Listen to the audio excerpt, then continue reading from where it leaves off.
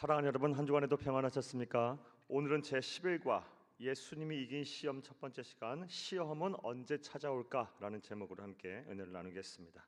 여러분 가지고 계시는 구역공과 63페이지를 펴시고 함께 읽어가면서 은혜를 나누겠습니다. 나눌 말씀은 마태복음 3장 16절에서 4장 2절입니다.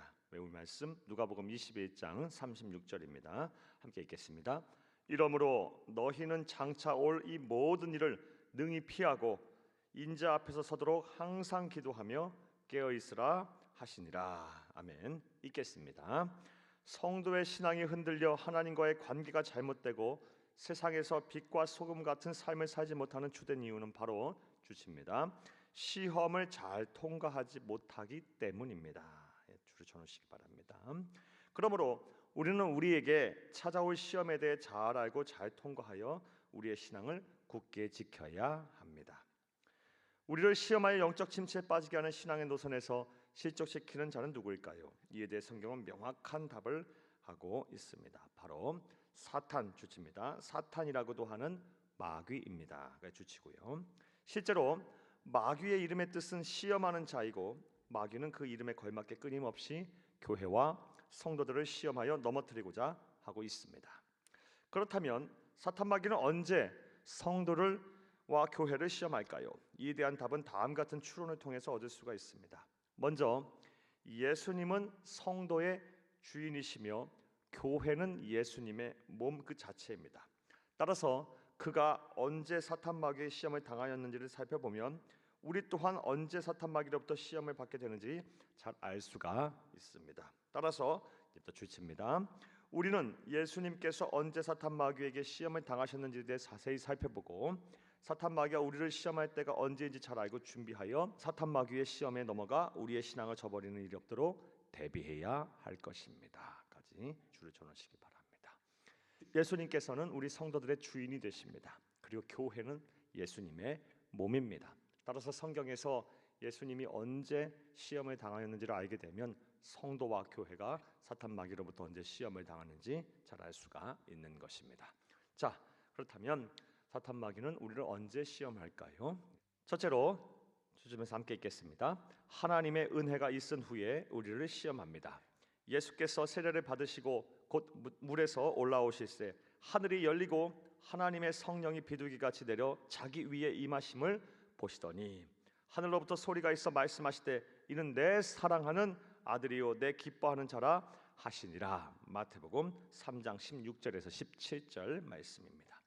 본문은 예수님께서 온 인류를 구원할 메시아로서 공생애를 시작하시기 전 세례 요한에게 세례를 받으시고 나서 일어난 사건입니다. 내용인즉 예수님께서 세례를 받으시자 하늘이 활짝 열리고 성령께서 충만하게 예수님에게 임했습니다. 그리고 하나님께서 예수님을 향해 이는 내 사랑하는 아들이요 내 기뻐하는 자라라고 큰 음성으로 말씀하셨습니다.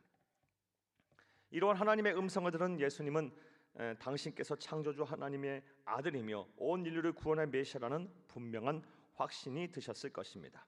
무엇보다 이런 하나님의 은혜를 받으셨으니 기쁨이 충만하셨을 것입니다. 그런데 그러한 은혜가 넘치는 시간이 있은 후 바로 사탄 마귀가 찾아와 예수님을 시험하였습니다. 그때에 예수께서 성령에게 이끌려 마귀에게 시험을 받으러 광야로 가사. 마태복음 4장 1절 말씀입니다.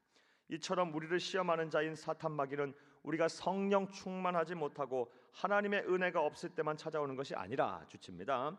하나님의 은혜로 충만한 때에도 찾아와 시험을 합니다. 실제 저는 목회 현장에서 이러한 경우를 종종 봅니다. 기도가 응답받은 순간 사탄 마귀의 시험에 사정없이 넘어가는 경우도 허다하고 성령 충만하다고 떠들고 다니던 사람이 마귀의 시험에 맥없이 무너져 영적 침체에서 벗어나지 못하는 경우도 비일비재합니다. 자, 그러므로부터 괄호를 합니다. 시천사항입니다.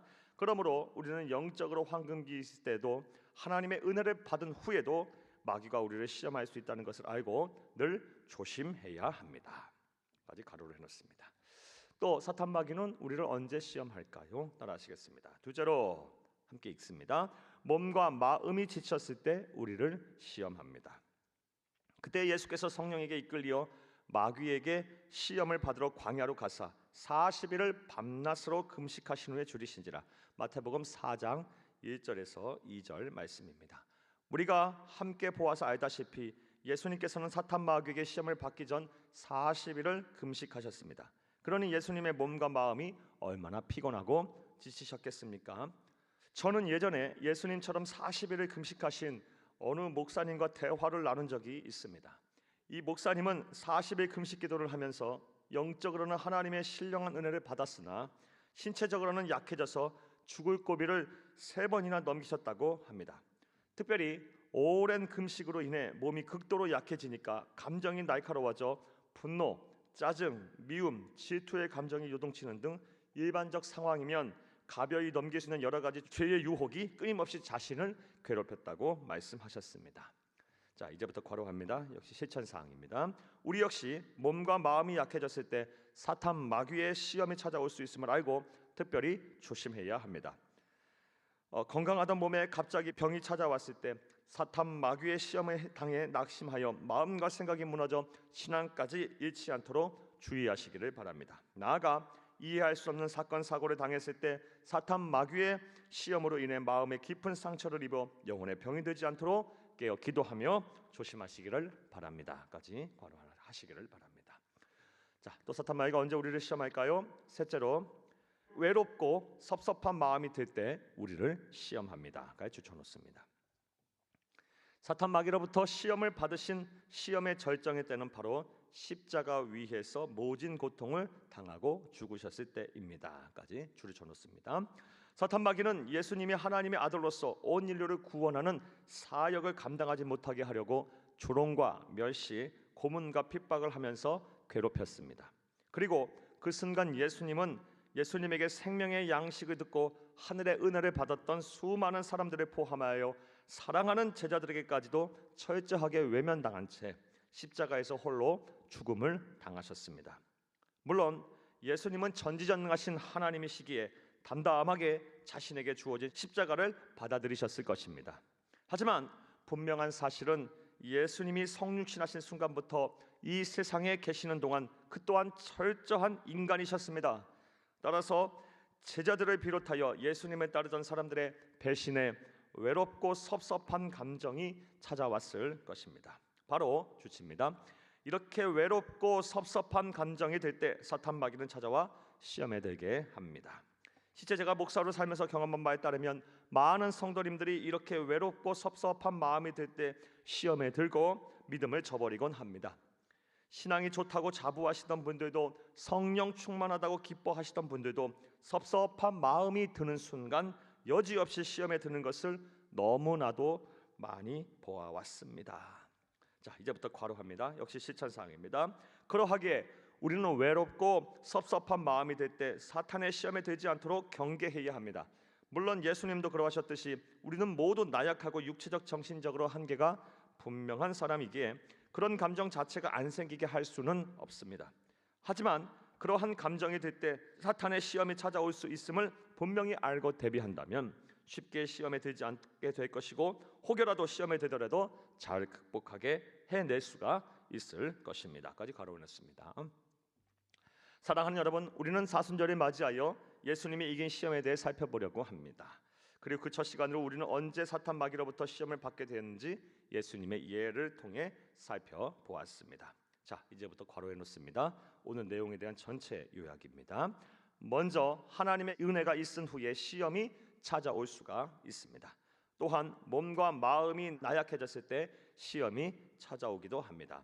나아가 외롭고 섭섭한 마음이 들 때도 사탄 마귀가 어김없이 우리를 시험할 것입니다.까지 간호해 놓습니다. 이제 이러한 사탄 마귀의 시험이 있음을 잘 대비하고 또 잘 극복하는 지혜롭고 복된 성도님들 다 되시기를 간절히 바랍니다. 할렐루야. 말씀과의 만남 보겠습니다. 1번, 우리가 세상 속에서 빛과 소금 같은 삶을 살기 위해서 어떻게 해야 할까요? 시험을 잘 통과해야 합니다. 하나님이 주시는 시험, 우리를 더 크게 쓰시려고 우리에게 복을 주시려고 주는 이 시험, 연단, 이 테스트도 잘 통과해야 하고 무엇보다 오늘 본문 말씀을 통해서 우리가 알다시피 살펴보았다시피 사탄 마귀가 주는 시험, 이 유혹, 죄의 유혹으로부터 잘 우리가 이겨내야 합니다. 자, 두 번째 보겠습니다. 사탄 마귀는 어떤 때에 우리를 시험하나요? 오늘 본 말씀을 통해서 우리가 살펴보았습니다. 예수님이 당한 시험을 통해서 우리가 언제 시험에 당하는지 살펴보았습니다. 먼저는 은혜가 있은 이후에도 시험이 찾아옵니다. 두 번째로 몸과 마음이 지쳤을 때 찾아오고요. 세 번째, 외롭고 섭섭한 마음이 들 때 사탄 마귀는 우리 예수님을 유혹하였고 또 우리를 또 시험합니다. 자, 세 번째 보겠습니다. 사탄 마귀의 시험에 굴복하지 않기 위해서 평소에 어떠한 대비를 할 것인지 생각해보고 그 방법을 함께 나누어 봅시다. 사랑하는 여러분, 우리는 지난 2023년 신년 축복 말씀 성회를 통해서 영적 전쟁에 대한 말씀을 들었습니다. 영적 전쟁에서 우리가 승리하려면, 즉 사탄 마귀의 시험에서 우리가 늘 승리하려면 잘 준비가 돼야 합니다. 언제 어느 때에 시험을 우리가 사탄 마귀가 우리를 시험하고 영적으로 공격하는지 잘 알아야 할 것이고, 우리의 영적인 전쟁터가 어딘지를 정확히 알아야 될 것입니다. 우리의 감정, 우리의 생각, 우리의 말과 행동을 잘 지켜야 할 것입니다. 무엇보다 하나님이 주신 전신갑주를 입으라라고 말씀을 드렸습니다. 사랑하는 여러분, 지피지기면 백전불태라 그랬습니다. 적을 알고 나를 알면 100번 싸워도 위태롭지 않다고 말씀하셨습니다. 말씀이 있습니다. 사랑하는 여러분, 부디 잘 준비하셔서 잘 대비하셔서 사탄 마귀의 시험을 잘 이기시고 여러분에게 임한 영적 전쟁에서 승리하시는 여러분 되기를 간절히 주의 이름으로 축복합니다. 감사합니다.